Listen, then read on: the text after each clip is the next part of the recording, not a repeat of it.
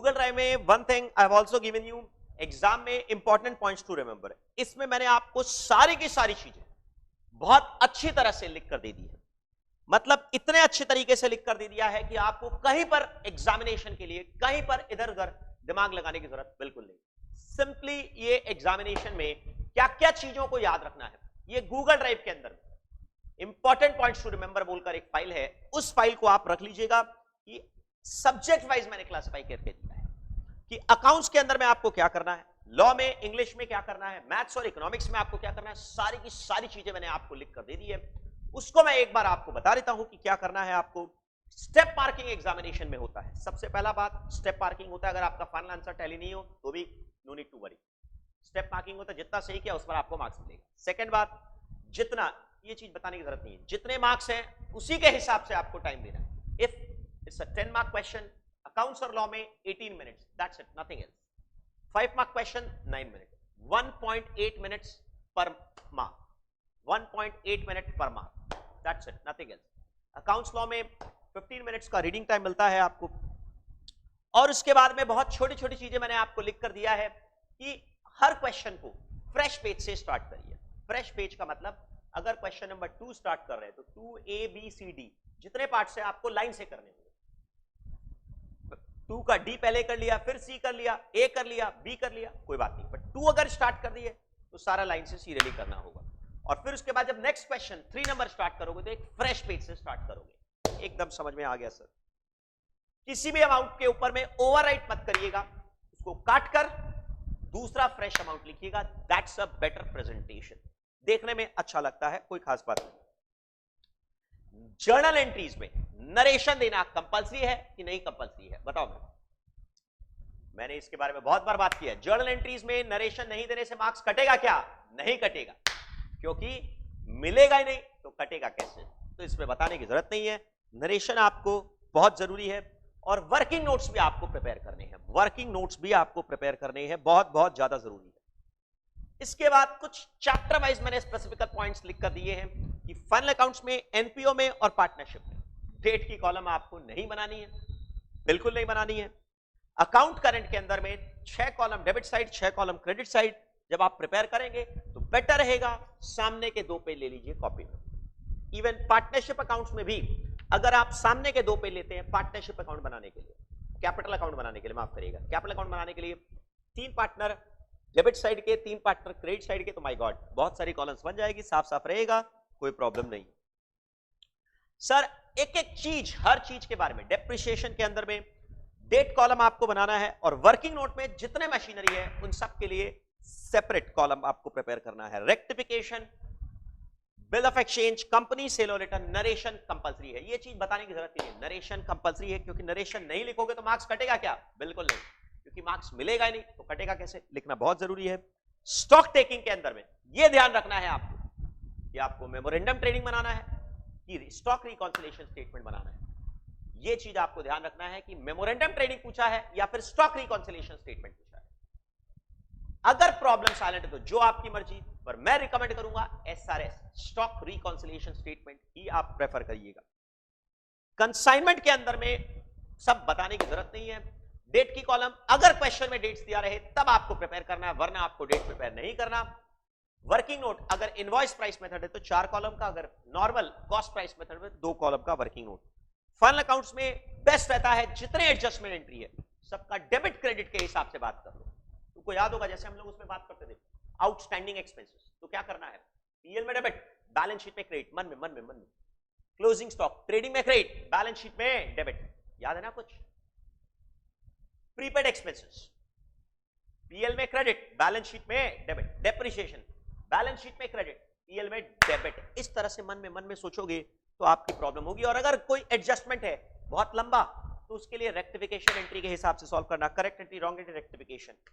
Partnership में goodwill याद रखना, गुडविल के लिए एक सिंपल सा टेबल आपको प्रिपेयर करना है, old ratio, new ratio, gaining sacrificing ratio और शेयर ऑफ गुडविल। और उसके बाद एक simple entry, gaining ratio, gaining partner capital debit to sacrificing partner.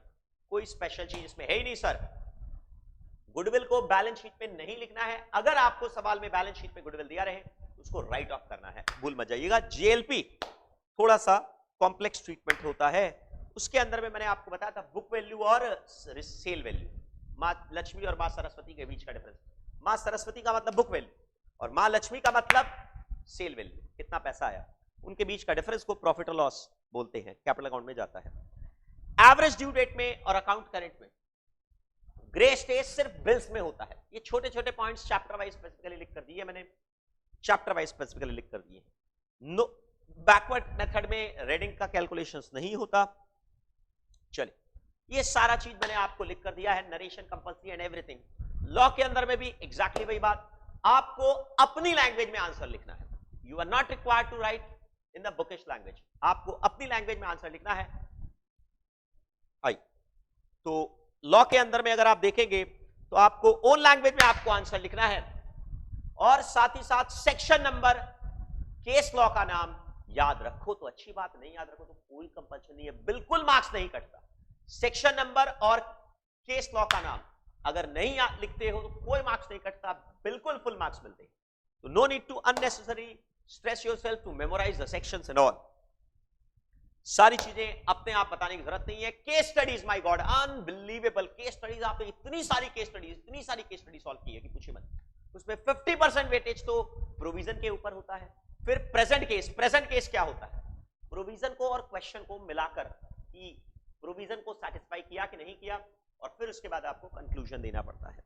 चलिए एलएलपी में माय गॉड अनबिलीवेबल, ये सब एग्जाम के लास्ट स्टेज के लिए बात है।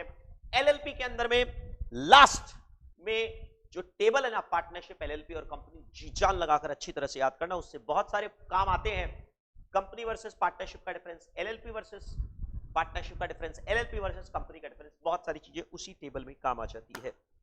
कंपनी अकाउंट, कंपनी लॉ बहुत इजी होता है, उसके अंदर में आपको कम मेहनत है और रिटर्न्स बहुत ज्यादा है, स्कोरिंग बहुत ज्यादा है। उसमें से केस स्टडीज 2 केस स्टडीज आती है और इजी, बहुत इजी है, मेहनत सबसे ज्यादा, सबसे कम मेहनत है कंपनी लॉ में।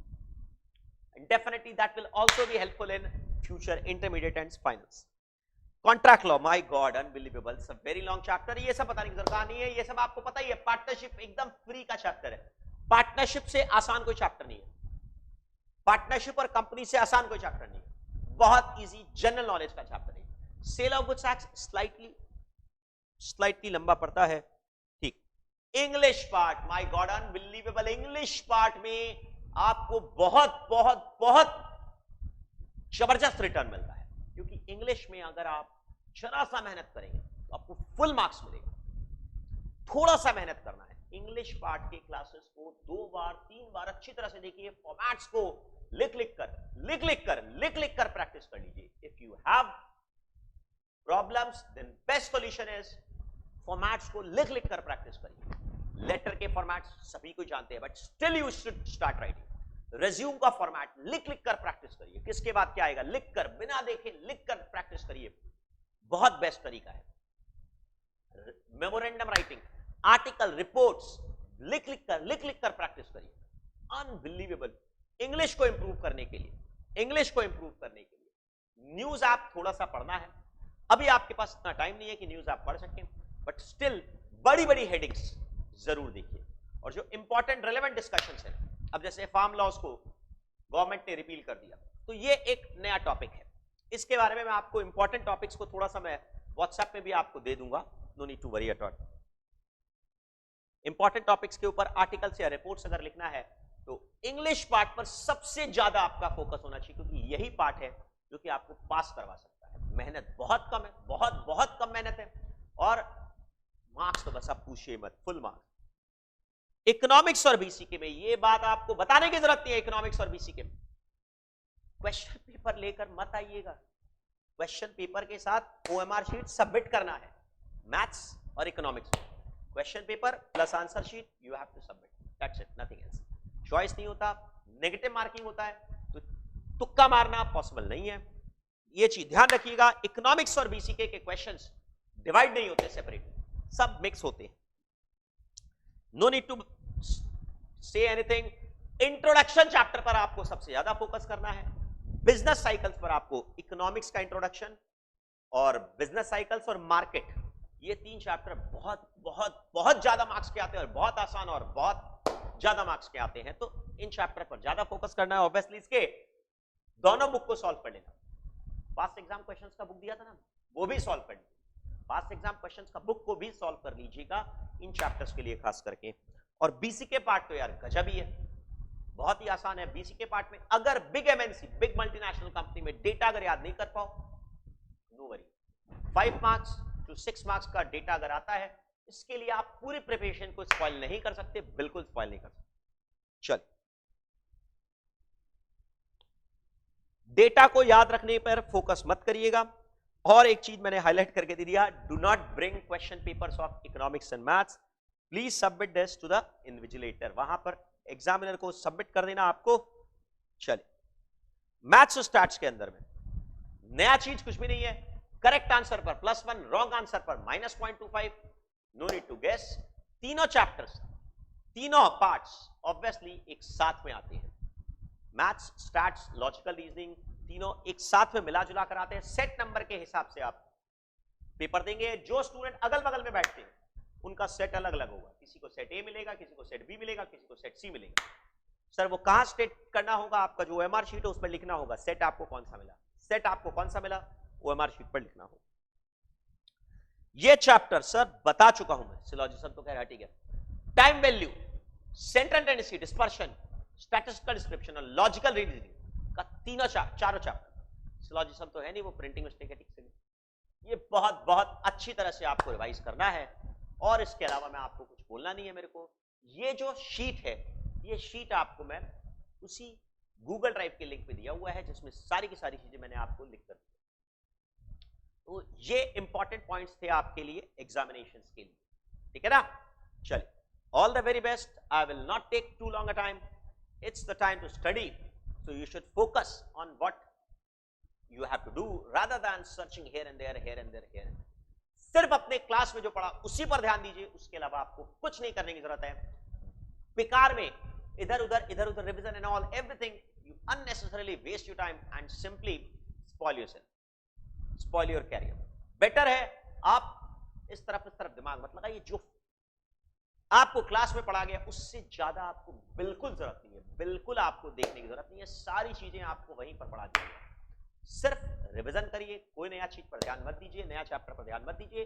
थोड़ा इंग्लिश पार्ट के लिए रीसेंट हैपनिंग्स पर बिल्कुल आपको फोकस करना है। रीसेंट हैपनिंग्स के बारे में जानकारी रखना है। उसका लिस्ट मैं आपको व्हाट्सएप ग्रुप में पहले भी दिया था, एक बार फिर से मैं आपको रिफ्रेश करके दे दूंगा।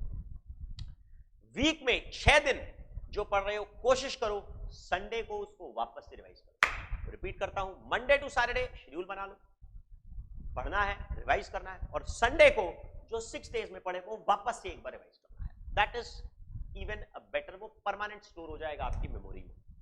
It's not a very long time left, still sufficient time है रिवाइज करने के लिए। तो आप जी जान लगाकर मेहनत करिए, और कोई भी परेशानी हो definitely you can ask me, definitely you can ask me. जैसे अभी तक पूछते आए थे वैसे फिर से फ्यूचर में पूछोगे, कोई प्रॉब्लम नहीं है ना।